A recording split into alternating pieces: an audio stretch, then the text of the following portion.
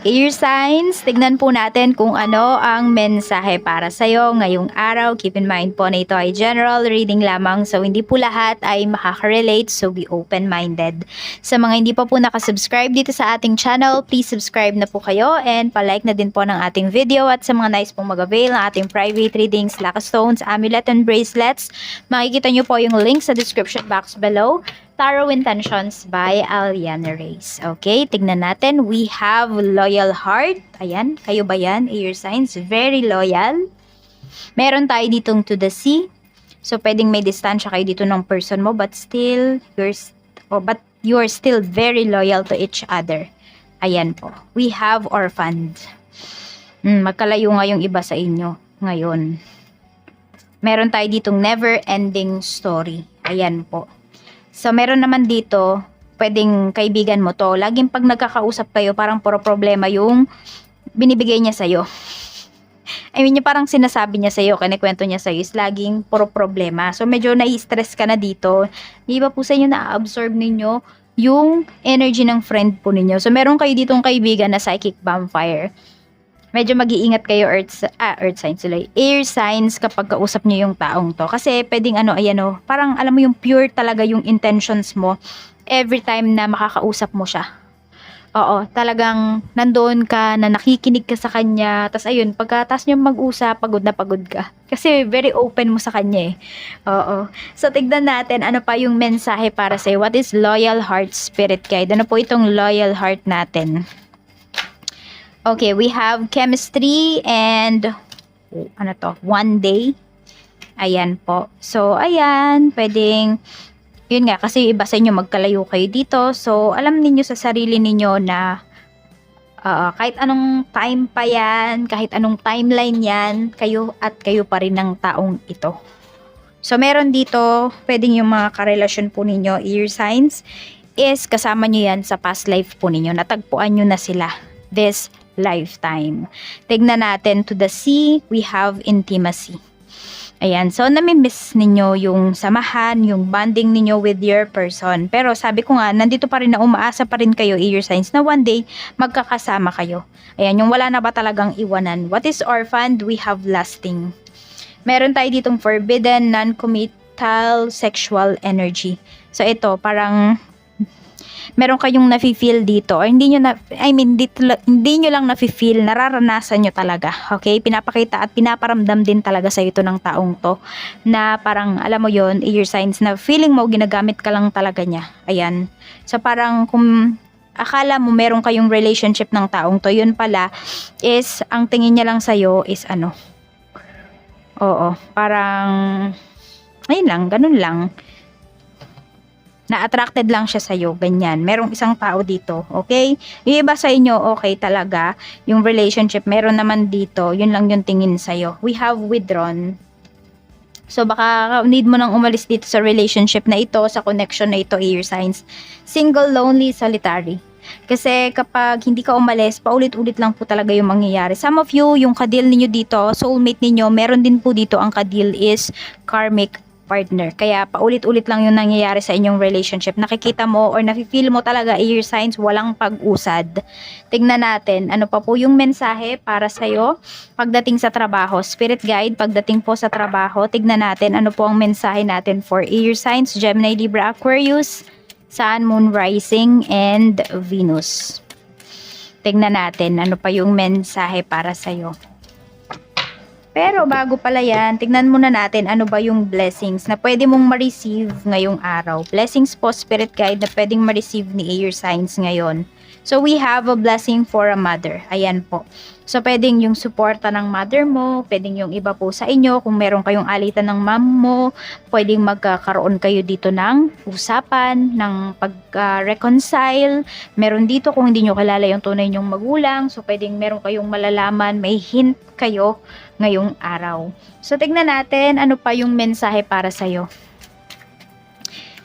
Tingnan natin. Or meron humihiling talaga dito na maging nanay na kayo or maging tatay na kayo. So, gusto nyo nang bumuo ng pamilya. Pero ito, masasabi ko lang yung iba po sa inyo is sobrang blessed po ninyo sa nanay ninyo. We have 4 of Cups and we have 2 of Wands. Pagdating ito sa trabaho.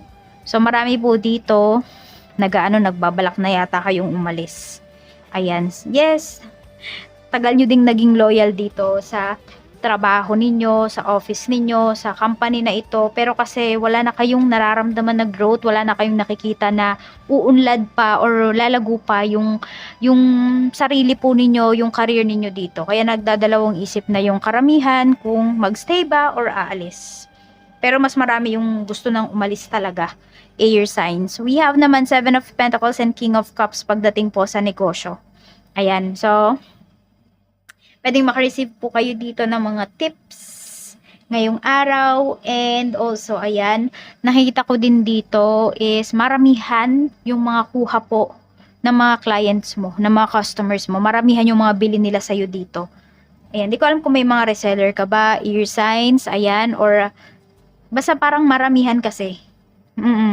Sa parang ganito, 7 items mahigit yung mga kukuhanin nila sa'yo ngayong araw. So, kikita ka talaga dito. Tsaka nababaitan kasi sila sa'yo.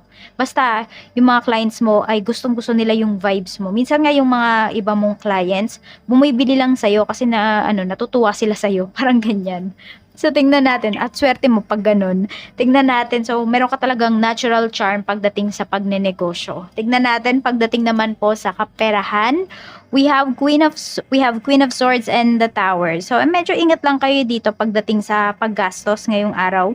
Ayan po, baka meron kayong magustuhan tapos binayaran nyo na tapos yung kunwari online, no?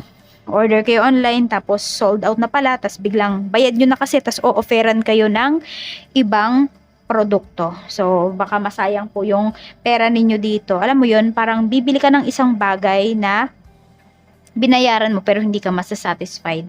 So, parang yun nga, parang nagsayang ka lang ng pera dito, air signs. Kaya, ingat-ingat kayo dito sa pagbili ngayong araw. Sa mga single naman po, we have Knight of Cups and Three of Swords. Ayan. So, marami tayo ditong air signs na meron naman naliligaw sa inyo. Kaya lang kasi ito, meron akong nakikita na pwedeng hindi pa po kayo nakaka-move forward. Kaya siguro ayaw nyo muna magpapasok ng ibang tao, ng new person sa life po ninyo hanggat hindi kayo ready.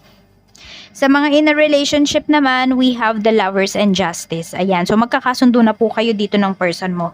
Mapapag-usapan nyo na dito kasi meron nga dito na feel nila na lagi silang iniiwan, ganyan, feeling left out. So mapag-usapan nyo po yan ng person mo.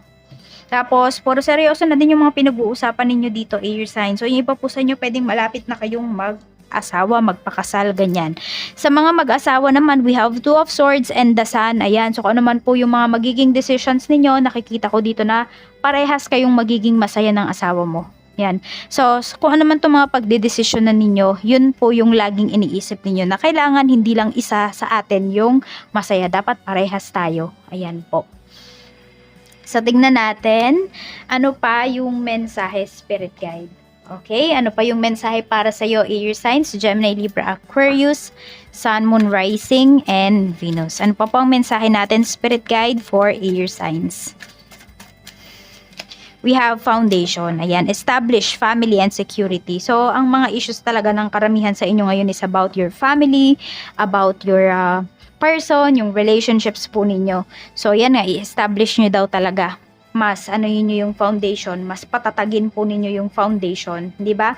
So, kung feeling mo, tinitake advantage ka ng tao na yon, di alisan mo na yan kasi, pwedeng nakausap mo na siya at wala talaga siyang gusto sa'yo. Ang gusto niya lang sa'yo is yung katawan mo, ganyan, air sign. So, kausapin mo yung person mo at kung nalaman mo na kung ano talaga yung intention niya sa'yo, then move forward na, ganun. Parang wag mong pahirapan yung sarili mo, air signs. Yun yung sinasabi sa'yo dito ni Universe. At ito po yung lucky numbers mo. We have number 35, 7, 5, and 37. Mag-iingat po kayo always. Actually, ang ganda ng number mo. Ito, 37, 7, 35, 5. Wala, napansin ko lang air signs. So, ayan po, ingat kayo always and more blessings to come. Bye-bye!